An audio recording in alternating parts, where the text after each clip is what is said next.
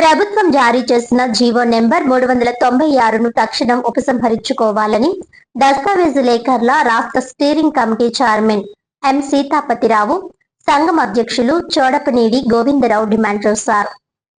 ఈ సందర్భంగా ఆయన మాట్లాడుతూ రాష్ట్ర వ్యాప్తంగా 5 లక్షల మంది లేఖర్లు ఉన్నారని అన్నారు. ప్రభుత్వం నూతనంగా ఏర్పాటు చేసే RSKల వల్ల అందరి కుటుంబాలు రోడ్డున పడతాయని ఆవేదన వ్యక్తం చేశారు. ప్రతి రిజిస్ట్రేషన్ కార్యాలయానికి ఏడాదికి 2 కోట్ల రూపాయల ఆదాయం వస్తుందని, దానితో అభివృద్ధి చేయాలని సూచించారు. తాము ఒక్కో రిజిస్ట్రేషన్ కు ఎంతో కష్టపడి పేపర్ వర్క్ చేస్తామని, సర్వే పనులు నిర్వహించి డాక్యుమెంట్ తయారు చేస్తామని తెలిపారు. 2 రోజుల పాటు కష్టపడితే 2000 రూపాయలు ఇస్తారని, దీనిలో ఆఫీస్ అద్దెలు కూడా చెల్లించాలని వివరించారు. తాము ఇదే పనిపై ఆధారపడి 200 మంది కాకినాడలో పనిచేస్తున్నామని అన్నారు. ప్రభుత్వం ఉన్న పలంగా బయటకు పొమ్మంటే తమ కుటుంబాల పరిస్థితి ఏమిటని ప్రశ్నించారు. CM Chandrababu Naidu, deputy CM Pawan Kalyan ల చొరవ తీసుకుని జీవో రద్దు చేయించాలని విజ్ఞప్తి చేశారు. నిరసనలో కాకినాడ దస్తావేజు లేఖర్ల సంఘం రాష్ట్ర గౌరవ అధ్యక్షులు జయశంకర్ ప్రసాద్, నిమ్మకాయల నగేష్, కార్యదర్శి గీసాల శ్రీనివాసరావు,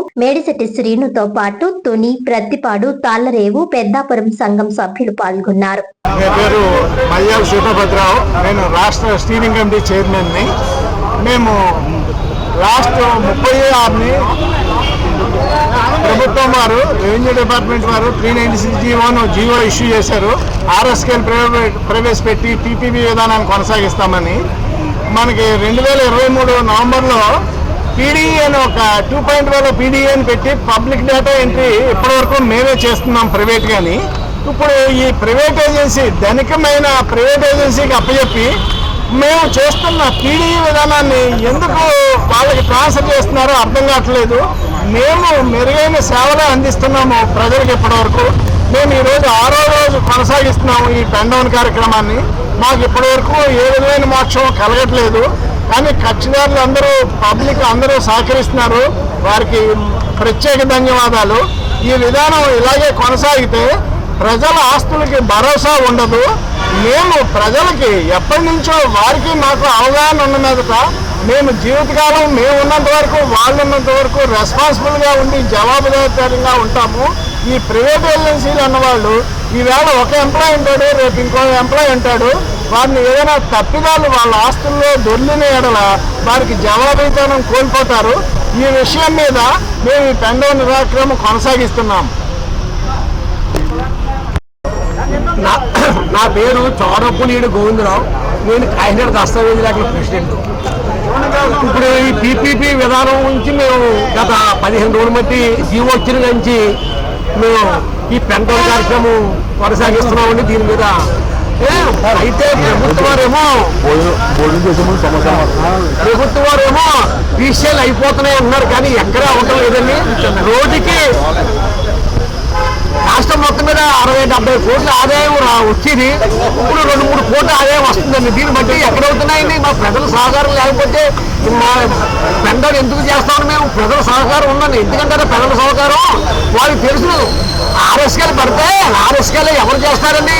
రాష్ట్రం ఎవరు బాధ్యత, ఎవరు బాధ్యత తీసుకుంటారో? ఇవాళ ఉద్యోగం చేస్తాడు, రేపు పోతాడు. ఇంకో చేతులు ఎక్కువ ఇస్తే ఎవరు దాని బాధ్యత? ఎవరు కోర్టులే సాక్ష్యం ఇస్తారు? అదే కాకుండా PPP విధానంలో ప్రజల అసలు ఎట్టు బతులు మద్దతు లేదండి. మన లేఖల వ్యవస్థ ఏంటంటే మేము రికార్డు చూస్తాం, అన్నీ చేస్తాం, దస్తాలు ఎప్పుడు కూడా జాగ్రత్తగా రాయడానికి చూస్తాం. ఇంత చేసినా కూడా అప్పుడప్పుడు పొరపాటు వస్తుంది, సవరణ దస్తాలు ఏమి చేయవలసి వస్తుంది. 3 రకాలుగా ఉంటాయి. ఆఫీసులో రీసేలింగ్ చేస్తున్నదనే మాట ఉట్టి మాట చేయడానికి అక్కడ ఎవరున్నారనండి? అది ఏ ఆఫీసులో ఎవరున్నారు? ప్రతి ఆఫీసులో 10 మంది స్టాఫ్ ఉండాలి, 15 మంది ఉండాలి, 20 మంది స్టాఫ్ ఉండాలి. ప్రతి ఆఫీసులో ఇద్దరు వాళ్ళు కూడా ప్రైవేట్ స్టాఫ్ వాళ్ళు పెట్టుకుని రోజు అలా ఏదో నడిపిస్తున్నారండి. కరెంట్ పోతే ఆఫీస్ జనరేటర్ కూడా లేవు, బ్యాటరీ లేవు. ఆఫీసులు ఎక్కడ జరుగుతాయండి? ఏంటో మాటలు. ఆఫీసులో కాయల ఆఫీసు తీసుకుంటే జనరేటర్ లేదు, ఏంటి లేదు. కరెంట్ బిల్లు కట్టే కాదులే లేదు. కరెంట్ పోతుంటే రిజిస్టర్ లేకపోతే స్టాండ్లు పోతున్నాయి. ఇన్ని బాధలు ఉన్నాయని ఏదో వచ్చి చేస్తారు, ఎప్పుడూ ఏం చేయరు. ఆఫీసులో 23 మంది స్టాఫ్ ఉంటే ఇప్పుడు 4 స్టాఫ్ ఉన్నారండి. మీరు 10 మంది ఎంతమంది ప్రైవేట్ చేసి పెట్టించుకుని చేసుకుంటున్నారు. ప్రజలకు ఇబ్బంది కలగకూడదండి. వాళ్ళు ఉన్నాయి లోటుపోట్లు, ఏం చెప్పకుండా ఏదో పెట్టేసాం అంటున్నారు. చాలా తప్పుడు విధానం. ఇంకా మేము ఈ ఈ పెన్డౌన్ అన్నది ఇవాళ మేము జిల్లా మీటింగ్ పెట్టుకున్నామండి. ఇది ఇక్కడ ఏంటన్నది మేము రాష్ట్రాంగానికి చెప్తాం.